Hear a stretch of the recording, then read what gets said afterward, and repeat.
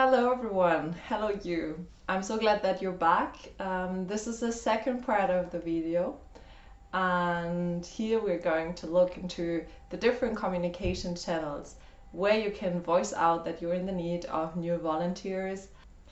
My name is Jana Pieske. I'm a coach for remote and hybrid working teams, and I'm here to help you in a way to find the right volunteers for your organization. Myself, I started an NGO in 2014, and the search of volunteers was purely online. So I'm an expert in online recruitment processes, and I'm happy to assist you. Here we gotta have a short look back at what happened so far. Because you should watch video 1 if you don't know who this one is. If you don't know what this has to do with volunteering, then you should definitely watch video number 1. If you don't know what this has to do with your organization, if you don't know what is your sweet spot in your organization, then you should definitely look into video number 1. Ooh.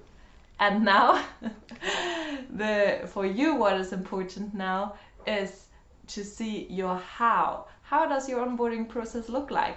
If you don't know it yet, then go back to video number 1. For everybody else who knows who is your super volunteer, what can you offer, what are your sweet spots, and how you're gonna have your onboarding process, then let's continue. I'm really looking forward to move on. So now let this things get out of my head here. Much better. It's a match volunteer recruitment part 2.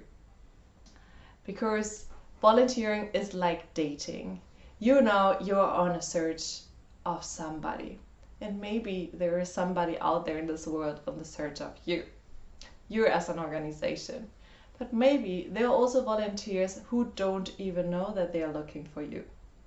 There are potential volunteers there in this world who are not even aware of the opportunity to volunteer, or that their skills might count somewhere. So if we are looking into the volunteering recruitment process, we have to differentiate between volunteers who are in the search of a volunteering opportunity and volunteers who are not even aware of becoming a volunteer. So we are reaching out to both parties because I think there's a lot of potential there. If you remember well, in the first video we had the objective, get the first talk. Your objective now is to be there where your target group is. You will find a lot of communication channels which I'm going to introduce to you now, but it doesn't make sense to be on all of them. Think about where is your target group, where you can find the volunteers you are needed, and focus on them.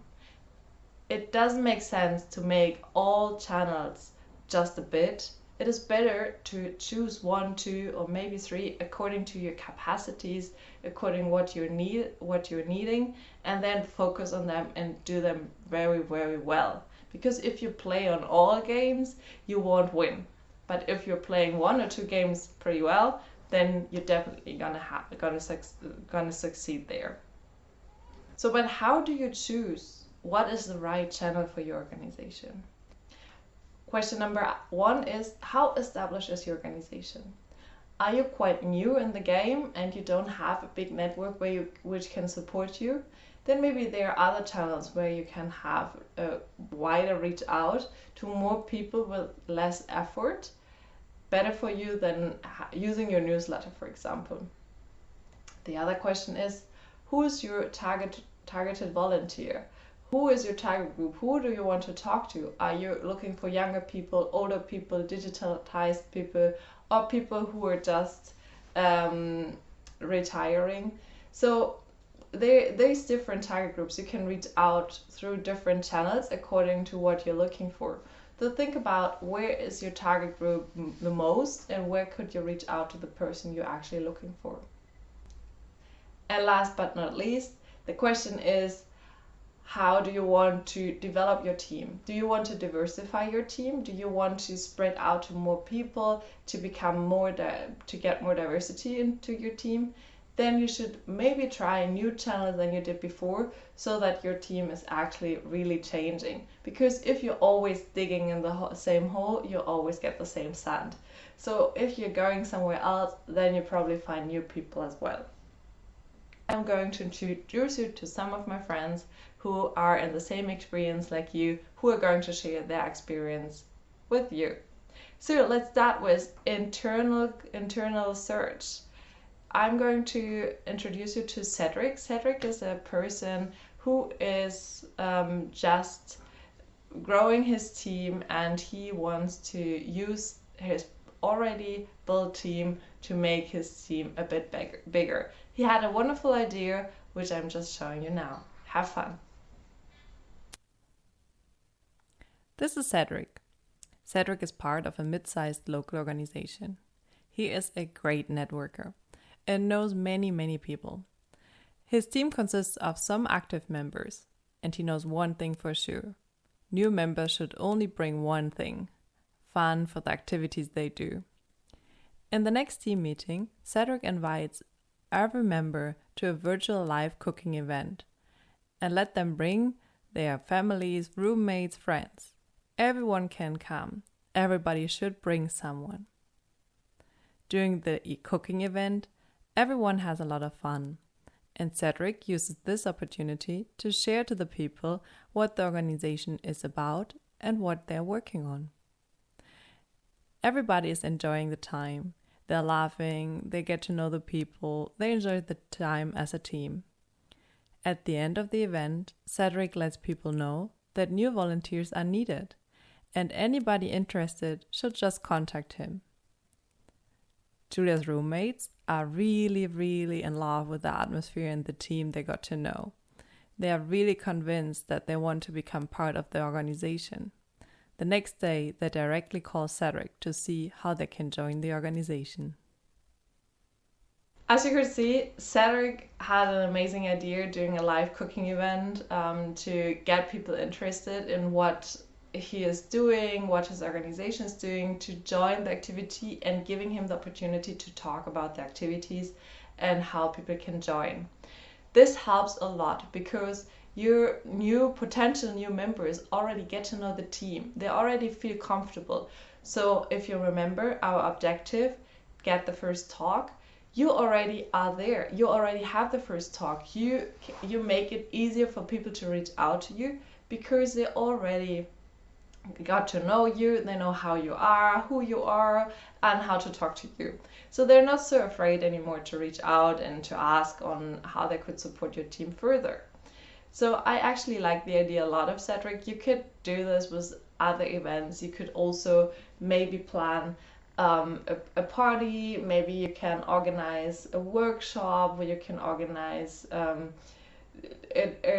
movie night. There are so many things you could do where people could bring their family, friends, or whoever, so that they get to know your organization. If you're using the strategy, you're going to find people who already know your organization. They know your mission. Maybe they know your activities. They know your team. And you have a very high chance that this person going to fit into your team. But be aware of, if your goal is to diversify your team, then this strategy is not the right one for you, because you're looking within the same peer group. You're looking within the same bubble of people. So whenever you want to diversify your team, you want to have some new ideas, some new experiences in there, it is hard to use this strategy. Another strategy is using your own communication channels. Here you're going to meet Clara. Clara is a person who had the amazing idea to use her own communication channels to reach out to more people. So have fun watching it. Meet Clara. She is part of an organization who is just in the process of growth. Her organization has a strong public relations team, which means you can find them on social media. They have their webpage online and send frequently a newsletter. Clara's strategy is to reach out using their own communication channels. They already have a page on their website describing the process of joining the team and made a shout out on their page. But they would like to have some more younger volunteers joining the team. So, to accomplish with this, Clara and her team planned a social media campaign on Instagram. Every week, they are going to publish a post introducing another member of the organization on Instagram. This shows how diverse the team is, and that the people in the team are approachable and just like you and me. A post like that can reach many people, because people love to see people and their stories. Especially other people who didn't think about volunteering could identify with one of the people portrayed on your Instagram and contact you to join the team. I really like the idea of Clara and her team, because if you're using your communication channels like she did on Instagram, it is amazing because you just reach out to the people who are already interested in your cause, who are already following you. It is a great way to involve more people and also to show your team that they are not aliens, that they are actual people, that they are like just you and me, and you can reach out. So I think her idea was great, to use the channels to reach out, and if you even tag your team members on it, you even have a further reach out and more people are getting to see it. People love seeing people, so using the pictures of real faces and their stories helps you to reach out to more people and keep them interested in you. So I definitely recommend this to every organization who has their own public channels, and you should definitely use them. So if you don't have your own public channels and you don't have the network yet to charge within your team, then I definitely have a new way for you, which you should check out. Don't stop watching the video here. I have channels for everybody. For you, I recommend using external partners. Let me introduce you to Janet. Janet is a friend of mine. She just started her organization. She doesn't have a team. She doesn't have a network yet. She is just like herself with some friends starting her NGO, and I would definitely recommend you her way. Just enjoy watching it. This is Janet. Janet just started an NGO in her community and needs some motivated people teaming up with her. Her friend Mike shared to her that in her community there's an agency specialized in supporting young NGOs in their recruitment process. So she went to their office and meets Adam, who works at this agency. Adam helps her to strategize her search of volunteers. He has a database on different people looking for volunteering opportunities, and Adam links them up with organizations. Janet and Adam are sitting down to see what tasks are there and what type of volunteers Janet really needs. Adam is sitting down to see in his database how he can help her. And soon Janet receives different contacts from Adam, and she can start contacting the different people to join her organization.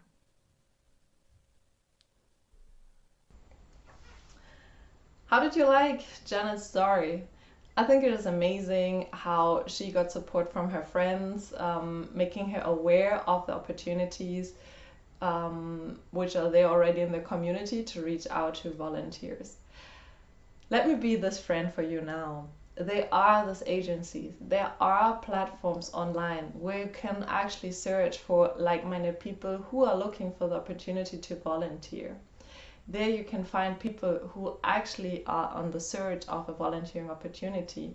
And like Janet, this is your way of reaching out to more people without having your own channels, without having your network. This is for people who kind of start from zero.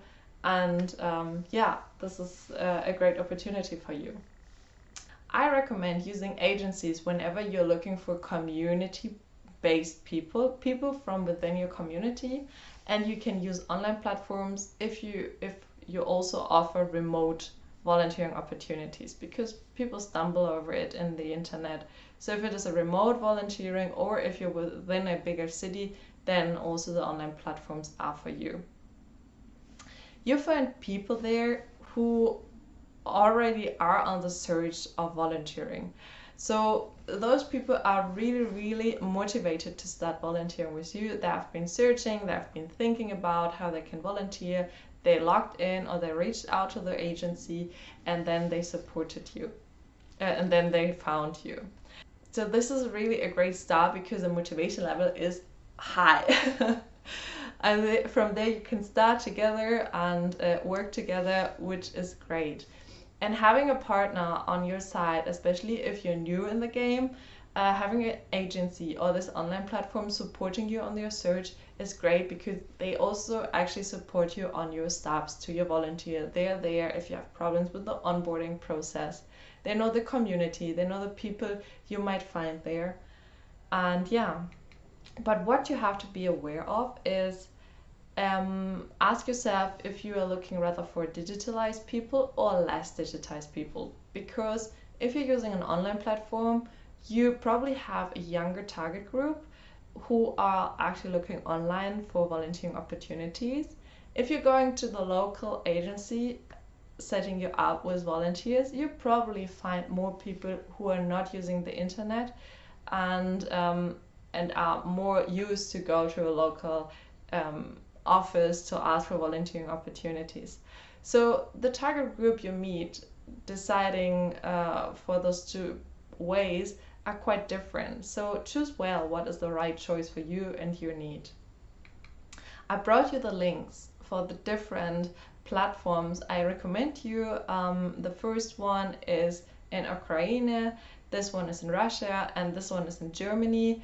If you do some research and if you're just starting into that, I'm sure you're gonna find a lot of more possibilities where you can voice out your need for volunteers. So now, after meeting these three people, there's still one more way I want to introduce to you, which is actually not so often used from organizations.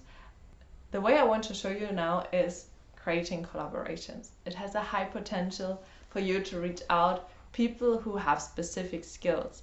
This is especially interesting for organizations who look for something very specific, like my friend Nika did. Nika needed a really specific group. So let me show you what he did. This is Nika. Nika is part of an organization supporting young people to learn how to start a company. He needs volunteers with very specific skills. For the next planned workshop, he needs some lawyer in his team. And in his network, he doesn't have a perfect match. So his strategy is to reach out to the universities and to the umbrella associations of lawyers to voice out the possibility to volunteer.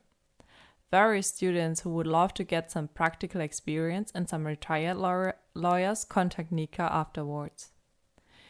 In the first talk, they can see how they can collaborate the best way possible together to create a win-win situation. Especially the universities and the Umbrella Association are looking forward to this collaboration, as this can add some more practical experience to the activities they offer. Welcome back. How did you like Nika's story? I think it's just amazing how he at the end recruited so many volunteers interested in volunteering with him. He just figured out what specific volunteers he needed. They were really hard to find on the other channels if you're like just voicing out in the whole world, like using social media or using other platforms. Maybe you're not really reaching those people. Often there are also people who are not aware that actually their skills are needed in the volunteer environment. In Nika's case, he was looking for lawyers. In other cases, I've seen NGOs collaborating with cooks, for example. If you're doing events, if you're doing some cooking activities, why not ask cooks if they want to volunteer with you while supporting you, offering classes on healthy food for young people. So I brought you now this nice picture of a baker, just also to resemble that. It doesn't only need to be academic people you're looking for. Maybe there are also other groups or categories of people you're looking for your volunteering team. If you're looking skill-based, you have the advantage that you can reach out to where your target group is. So you go to associations who are working with them, you go to schools who train them, you go to their point of contact, who is organizing those people. So you need to go there and share your idea with them. You get people there who are highly skilled. These are people who know what they're doing. They can give you so much input. They can give you so much ideas to learn from. And they are usually super motivated to give their knowledge further on. So having those volunteers in your team, it is really, really nice. If you're talking to the universities, the schools, the centers, then make clear how you can create a win-win situation out of it. How these universities and educational centers can offer it to the students as a practical experience so that the students can advance their learning. So be ready for this win-win situation, create it and foster it so that at the end your partnership will really be at a good state. So now you have 4 different strategies which I showed to you on how to recruit volunteers. And now it's up to you to decide what is the right way for you. If you want to play 1 card or 2, don't do all of them if you're a smaller organization, because you should be better doing one the right way rather than doing all of them a bit. So ask yourself again, how established is my organization? Which options do we actually have? Do all the options are open to us, or maybe don't we have our own communication channels? Don't we have an agency close by who can support us? This also limits a bit your opportunities. Question number 2 is, who's your target group? Where are you going to find your volunteers you're looking for? Are they really reachable through your own communication channels, or are they more reachable through an agency? Or maybe can you reach out to them, building this collaboration we talked about? And question number 3, how important is diversity to you? Do you want to diversify your team? You want to reach out to new people? Then maybe you should try new channels than the one you did before, so that you actually reach out to new people. So let's recap the four scenarios, the 4 channels which I showed to you. We have Cedric using his and his team's network. Then we have here Clara using social media and the organization's communication channels. We have Janet working with external partners specialized in the recruitment of volunteers. And we have Nico, who collaborates with institutions specialized in the skills he needs. I'm sure all those channels are possible, but of course others are easier for you to access than others. So now it's on you to sit down with your team, to think about which channel fits best your needs, which channel is the best way for you to reach out to your super volunteer. I wish you all the best on your recruitment process. Have fun meeting new people and reaching out to the people you need. So all the best in your recruitment process, and see you next time.